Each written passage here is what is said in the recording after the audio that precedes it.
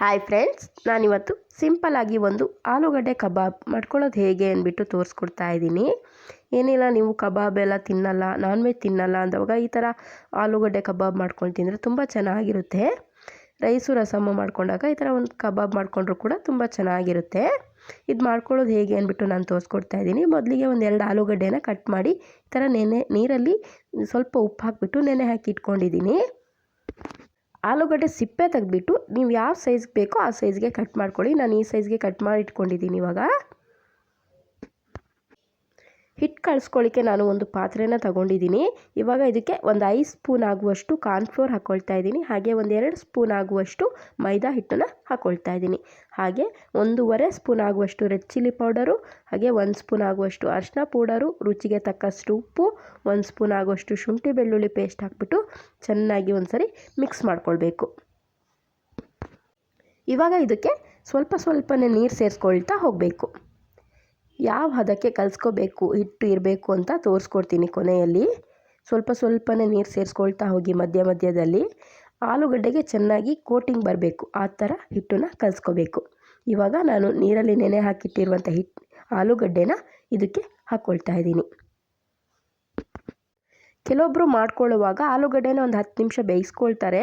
But ನಾನು ಬೇಯಿಸ್ಕೊಂಡಿಲ್ಲ, ಯಾಕಂದರೆ ಎಣ್ಣೆಲೇ ಬೆಂದರೆ ಸಾಕಾಗುತ್ತೆ. ಹಾಗಾಗಿ ಮತ್ತೆ ಸ್ವಲ್ಪ ಆಲೂಗಡ್ಡೆ ಇತ್ತು, ಅದನ್ನು ಕೂಡ ಹಾಕ್ಕೊಂಡು ಕಲಿಸ್ಕೊಳ್ತಾ ಇದ್ದೀನಿ. ಇದನ್ನು ಕಲಿಸ್ಬಿಟ್ಟು ನಾನು ಒಂದು 20 ನಿಮಿಷ ಹಾಗೆ ಬಿಡ್ತೀನಿ. ಯಾಕಂದರೆ ಮಸಾಲೆ ಎಲ್ಲ ಕೂಡ ತುಂಬ ಚೆನ್ನಾಗಿ ಆಲೂಗಡ್ಡೆ ಹಿಡ್ಕೊಳ್ಳುತ್ತೆ. ಆವಾಗ ನೋಡಿ ಈ ಥರ ಬಂದಿದೆ. ಇವಾಗ ಬೇರೆ ಪಾತ್ರೆಗೆ ಹಾಕಿಬಿಟ್ಟು ನಾನು ಅದನ್ನು ಎತ್ತಿಟ್ಕೊಳ್ತಾ ಇದ್ದೀನಿ.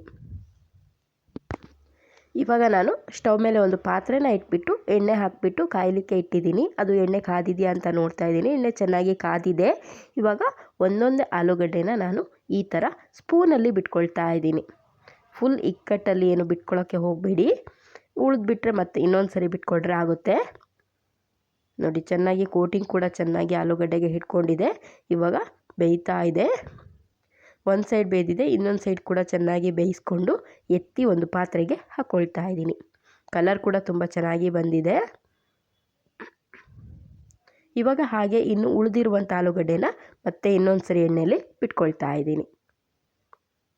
ಇದು ಸ್ವಲ್ಪ ಲೋ ಫ್ಲೇಮಲ್ಲಿ ಇಟ್ಕೊಂಡು ಬೇಯಿಸ್ಕೊಳ್ಳಿ. ಯಾಕಂದರೆ ಆಲೂಗಡ್ಡೆ ಮೊದಲೇ ಬೇಯಿಸಿರೋದಿಲ್ಲ, ಹಾಗಾಗಿ ನಿಧಾನಕ್ಕೆ ಚೆನ್ನಾಗಿ ಬೇಯಬೇಕು. ಹಾಗಾಗಿ ನೋಡಿ ಈ ಕಲರ್ಗೆ ಬಂದಾವಾಗ ಎತ್ತಿದ್ರೆ ಚೆನ್ನಾಗಿ ಕಬಾಬ್ ರೆಡಿಯಾಗುತ್ತೆ. ಎಲ್ಲವೂ ಎತ್ಬಿಟ್ಟು ಒಂದು ಪಾತ್ರೆಗೆ ಹಾಕ್ಕೊಳ್ತಾ ಇದ್ದೀನಿ. ಇದೇ ಎಣ್ಣೆಗೆ ಇವಾಗ ನಾನು ಸ್ವಲ್ಪ ಬೇವಿನ ಎಲೆ ಕೂಡ ಹಾಕಿಬಿಟ್ಟು ಫ್ರೈ ಮಾಡಿಬಿಟ್ಟು ಎತ್ತಿ ಆಲೂಗಡ್ಡೆ ಮೇಲೆ ಹಾಕ್ಕೊಳ್ತಾ ಇದ್ದೀನಿ. ನೋಡಿ ಗರಿಯಾದಂಥ ಆಲೂಗಡ್ಡೆ ಕಬಾಬ್ ರೆಡಿಯಾಗಿದೆ. ಎಷ್ಟು ಕ್ರಿಸ್ಪಿಯಾಗಿದೆ, ಕಲರ್ ಕೂಡ ತುಂಬ ಚೆನ್ನಾಗಿ ಬಂದಿದೆ. ನೀವು ಒಂದ್ಸರಿ ಈ ಥರ ಟ್ರೈ ಮಾಡಿ ಹೇಗೆ ಬಂತು ತಿಳಿಸಿ. ಇದೇನಾದರೂ ನಿಮಗೆ ಇಷ್ಟ ಆದರೆ ನನ್ನ ಚಾನಲ್ನ ಸಬ್ಸ್ಕ್ರೈಬ್ ಮಾಡ್ಕೊಳ್ಳೋದನ್ನ ಮರಿಬೇಡಿ.